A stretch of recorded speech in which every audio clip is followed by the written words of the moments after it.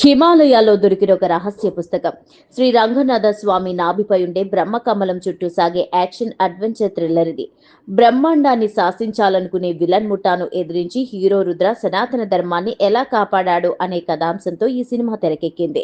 ఈ సినిమాకు అతిపెద్ద బలం దీని విజువల్స్ మరియు గ్రాఫిక్స్. సినిమా ఆరంభం నుంచి చివరి వరకు కెమెరా పనితనం హాలీవుడ్ రేంజ్ లో ఉండి ప్రేక్షకులను ఆకట్టుకుంటుంది. ఇంటర్వెల్ ఫైట్ తో పాటు యాక్షన్ సన్నివేశాలు థియేటర్లలో మంచి థ్రిల్ ఇస్తాయి. హీరో విరాట్ కర్ణ తన రెండు రకాల గెటప్స్ లోనూ నటనలోనూ మెప్పించాడు.